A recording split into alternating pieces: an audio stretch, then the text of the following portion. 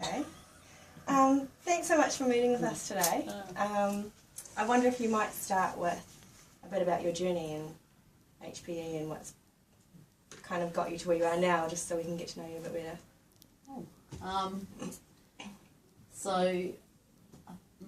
What would be the key things? I was involved as a primary school kid in what was called daily fitness in the trial of that, and that meant that my intermediate class had PE every day, or fitness every day, and so from then I decided I want to be a PE teacher. Now, I wanted to work in primary schools, but we couldn't do that at the time, so I became a secondary school teacher, taught for 10 years in Christchurch, and was head of health and PE at Cashmere High there. 10 years ago, I came here having finished my Masters looking at physical education in secondary schools, but my appointment here meant that I ended up teaching primary teacher ed. Now that's all I do. That's what my research is, and work with schools around primary school health and PE. Yeah. Okay. So our KL is physical activity, so I guess we're wondering how you rate physical activity in comparison to the other KLs. Do you think it's more important than the other ones, or? I think it's misunderstood, would be the first thing I'd say. That people automatically think physical activity and they think of learning, as Arnold would put it, in movement. So it's just about to go out there, do, like we're being physically active, we're running around.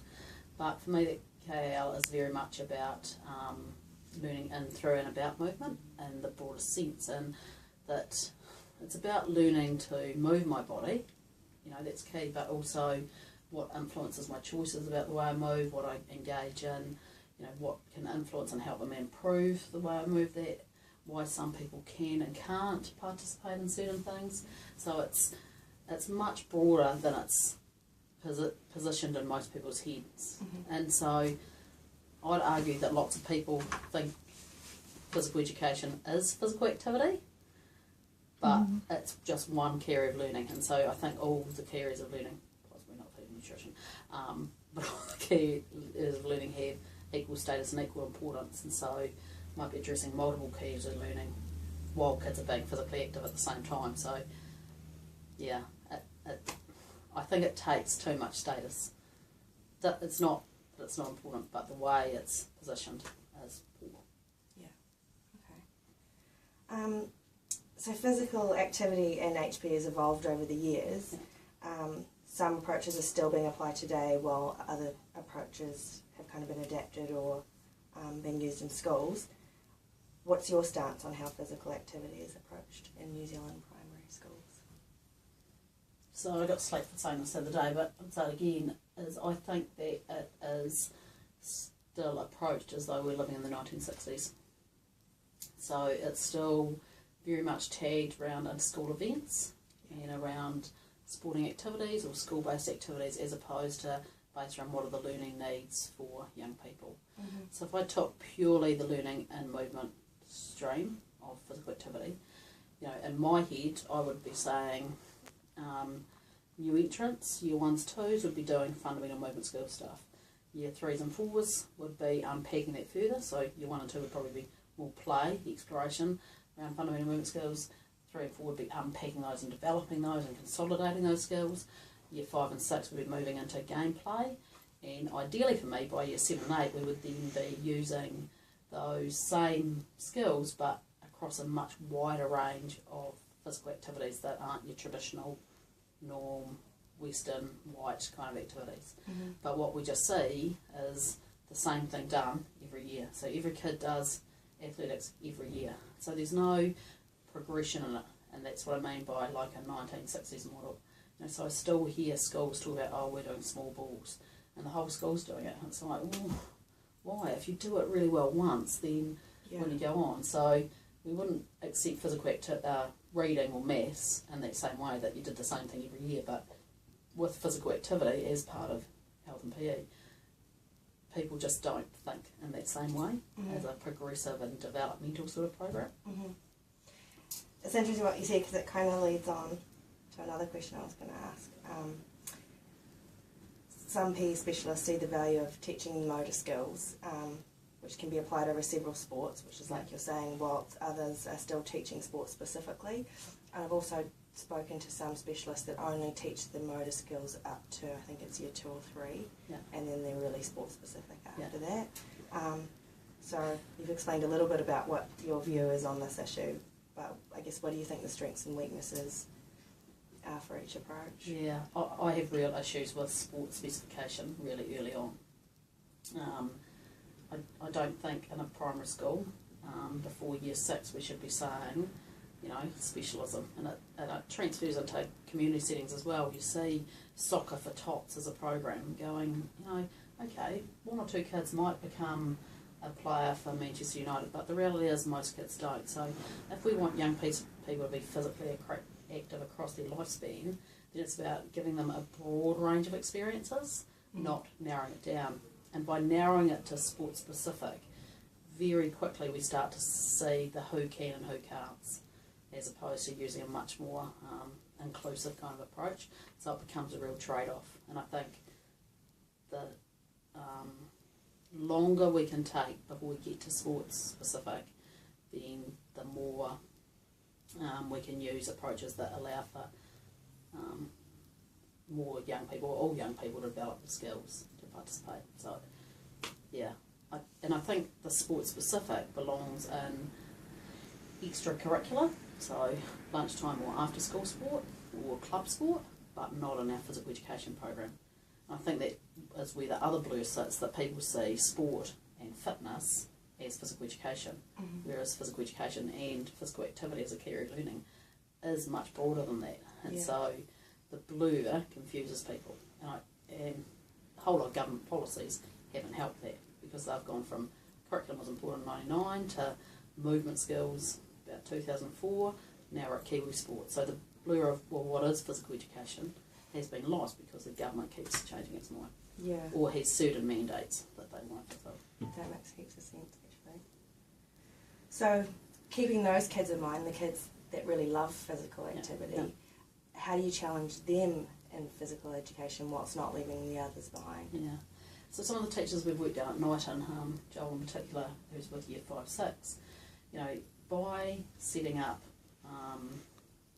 learning opportunities that have an inclusive approach where everyone might be doing balance, but some kids are balancing on, you know, really basic kind of things, walking across beanie sort of things, while others are using strap lines, so that then they can identify what level they're ready to be challenged at.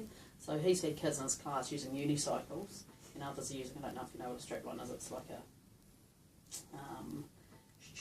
bit of, I tie something on the trailer with it, it's called canvas, whatever, you know, and it ties between 2 trees and they can balance across there.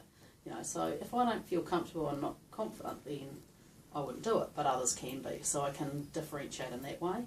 Or by having small groups. So if I am going to do sport, then instead of having 15 versus 15 rounders or cricket, I might play it more like backyard cricket. So you've got 3 versus 3, and then your 3 can make up whatever rules suit for you. So those who are more advanced can play with others who are advanced and really challenge themselves.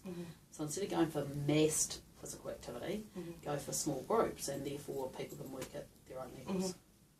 That sounds like a good idea.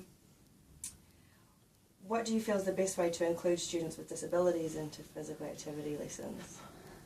Well, I think by using a much more movement education kind of approach as opposed to a sport-specific approach is one way.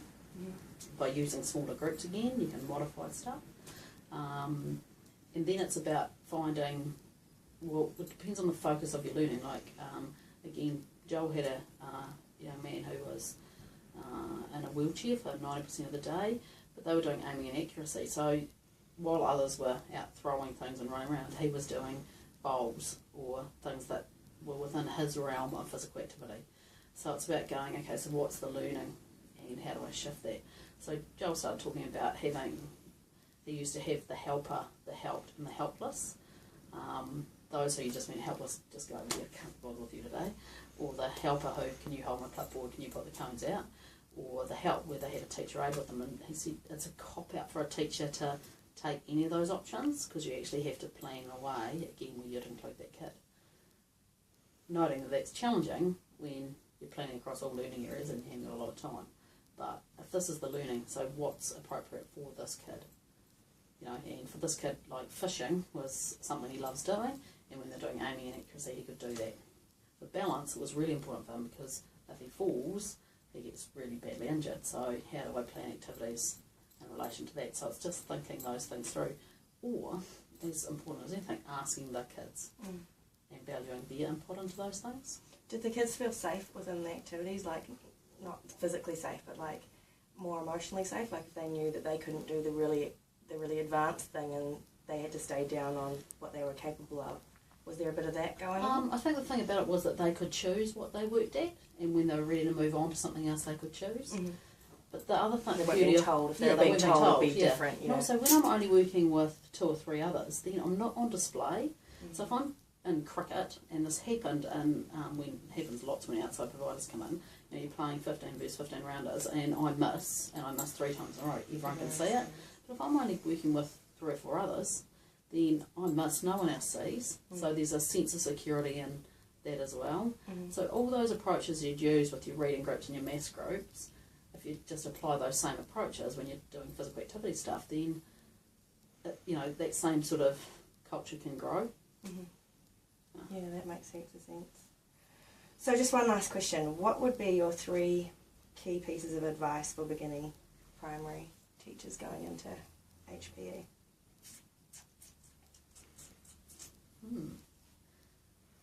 What would be my 3 key pieces of advice? Good question. Do you only have 1 or 2? Plan for learning, not for just activities, would be the first one. I think we get caught in, oh, those are great activities, these are great, but there's actually no learning, so we just assume stuff happens through osmosis. And I would go for, like, use the pedagogies that you use in the classroom in the same way for physical education. So you use small groups, you use good questioning, you use ability grouping, you use student voice and student having choices. Same thing applies. Don't just go for the let's all do the same, because one size fits nobody. Those are my 2 majors. Cool. Well, thanks for today. It's been great. Yes. All right.